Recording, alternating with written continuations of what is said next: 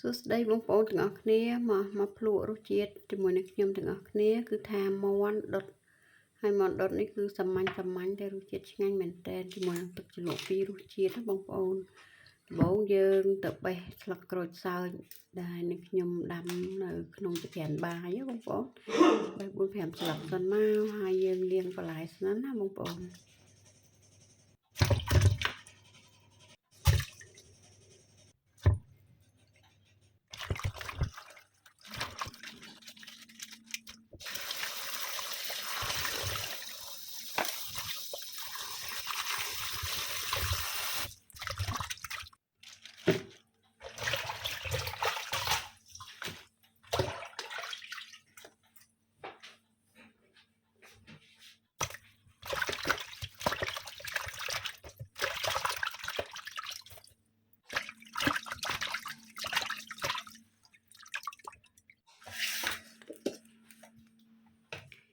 ចូលមកមាន់នេះយើងយកមកលាងសម្អាតទឹកត្រី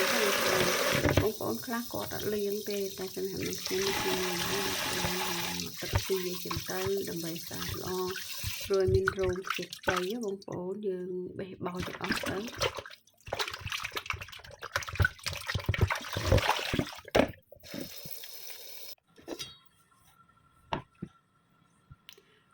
តើពលាងមាន់ស្អាតហើយយើងចាត់ការទៅបងប្អូនកាត់នេះខ្ញុំអត់ដុតទៅមូលទេកាត់ជាបំណែកអញ្ចឹងណាយើងស្រួលញ៉ាំផងហើយស្រួលប្រែហើយចំពោះមាន់មួយហ្នឹងខ្ញុំធ្វើម្ហូបពីរមុខបងប្អូន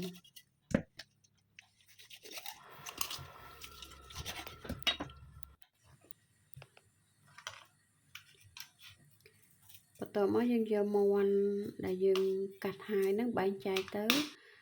ត្រូវយកមួយមុខណាស្លមួយមុខណាយកមកដុតអញ្ចឹងហើយក៏យើងលាយគ្រឿងទៅបងប្អូនលាយគ្រឿងបងប្អូនដាក់តាមចំណង់ចំណូលចិត្តទៅណាហើយខ្ញុំដាក់ស្ករម្សៅស៊ុបអំបិលបន្តិចជាមួយនឹងប្រេងខ្យង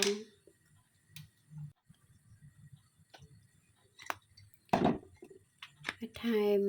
ទឹកស៊ីអ៊ីវបន្តិចដើម្បីក្លិនឈ្ងុយ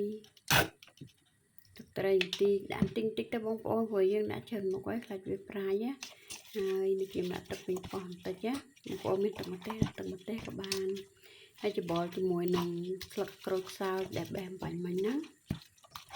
ស្លឹកធំល្អមែនតើបងប្អូនហើយនេះខ្ញុំដាក់ស្លឹកគ្រៃចូលផងដែរដើម្បីឲ្យមានក្លិនឈ្ងុយ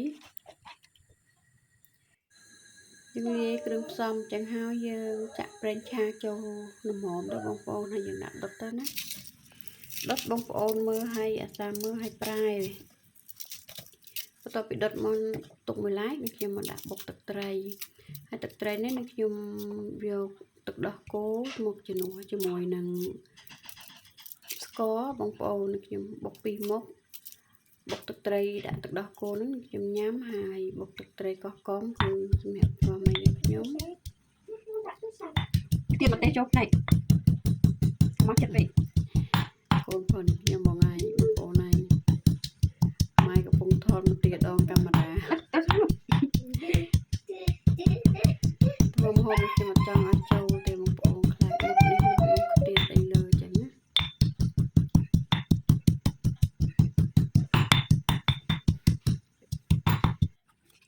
ហើយម្ទេសអត់មានម្ទេសក្រហមទេមានតែម្ទេសខៀវចឹងណាក៏ម្ទេសខៀវនឹងដាក់ទៅខណៈពណ៌សូវតំណងដូចយើងដាក់ម្ទេសក្រហមទេហើយនេះខ្ញុំដាក់ទឹកខ្មេះចូលបន្តិចបន្ទាប់មកដាក់ទឹកដោះគោបងប្អូនដែលមានកូនអឹមដោះកុំញ៉ាំទឹកខ្មេះអីខ្ញុំញ៉ាំទឹកខ្មេះនេះកូនរៀកបន្តិចដែរតែអត់អីបងប្អូនរៀកតែបន្តិចអត់ដែរញ៉ាំទឹកខ្មេះសោះតែម្ដងភាសាអស់ខូចឆ្មាហើយថែមទឹកត្រីតិចបងប្អូននេះរួចហើយហាន់ស្លឹកជីមិនជួយដាក់ពីលើបងប្អូនចិត្តក្លិនក្រូចសើចដាក់កិនលាយតែម្ដងហើយនេះ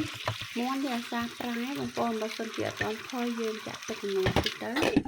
ខ្ញុំដាក់ស្ពៃបូកគោចូល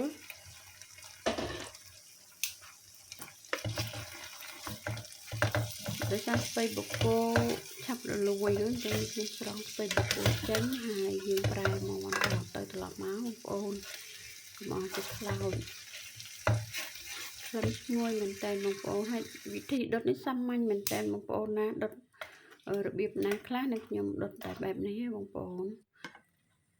នេះឆ្អិនហើយយើងរៀបដាក់ចានមកបងប្អូនហើយសាច់មាន់ហ្នឹងរសជាតិឆ្ងាញ់មកបងប្អូនមានមាន់ស្រែរត់ពិសេសបន្លែអីយើងរៀបចំមកស្អាតមកដោយសារនៅនេះអត់មានបន្លែច្រើនទេបងប្អូនមានតែប៉ុណ្ណឹងក៏ដាក់ទៅហើយទឹកដែលដុតមាន់ហ្នឹងយើងយកមកស្រូបពីលើចឹងណាបងប្អូនដើម្បីឲ្យមាន់យើង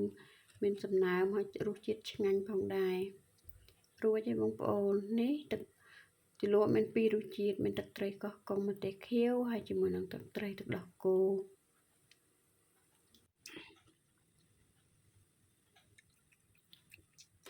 តោះមកភ្លក់មួយនេះខ្ញុំទាំងអស់គ្នា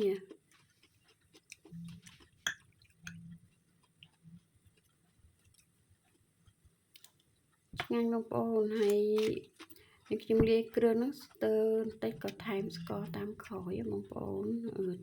ដុតមាន់ហ្នឹងណាបងប្អូនរសជាតិអីលៃលកទៅតាមចំណូលចិត្តទៅ